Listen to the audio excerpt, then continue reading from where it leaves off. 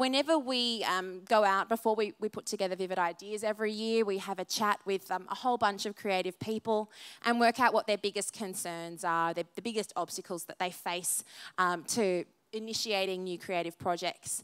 And the two things that we always hear are a major concern in Sydney are money and space, which makes a lot of sense because, as we all know, Sydney is an expensive town to get access to space in.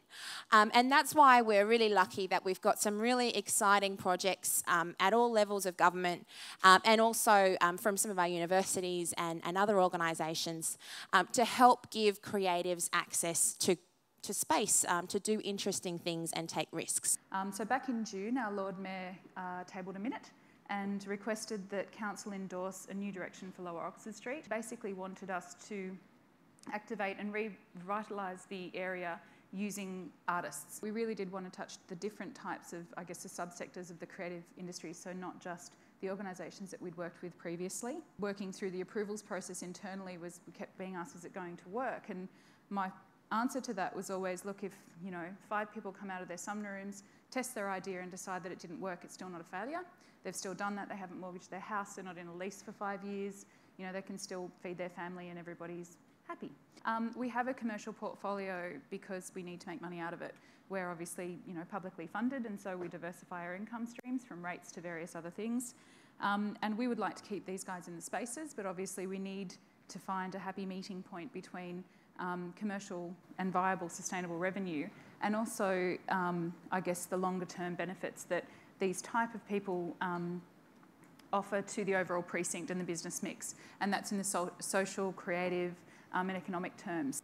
The pop-up program was something that seemed like a natural fit for us, or to me when I first arrived there, because there are a lot of, in any sort of tenancy-driven organisation, people leave, then you need to do some refurbishment, etc. So there was any number of different spaces which were empty, and as an artist myself, that I see that as an absolute crime that you've got an empty space in a prime location. So it was great, for me to see the work that's happening now in the prop-ups. It just warms my heart every day I think about it. Overall, our objectives here are about really trying to get a kind of as I said, a kind of unique work, bespoke work that speaks to the environment in which it's created. We're about providing affordable space, short-term studios, bringing activity into the precinct, so we're getting people to do events as much as possible with us and also on their own, and connecting with arts community and tenants and sort of heritage aspects. A few years ago, I started working with Arts New South Wales, looking at the idea of empty spaces and how we can generate knowledge so you can do it yourself, and also work with the empty space projects that are setting up around the country. They allow emerging artists to make an exhibit in the real world, establish artists to take risks and weave creative responses to space and place without the usual overheads. My research shows that empty space initiatives are least successful when local government or local authorities are indifferent, not engaged, and particularly when planning departments don't enable this activity. These activities, of course, benefit the landlords as much as the creatives and the community people using them.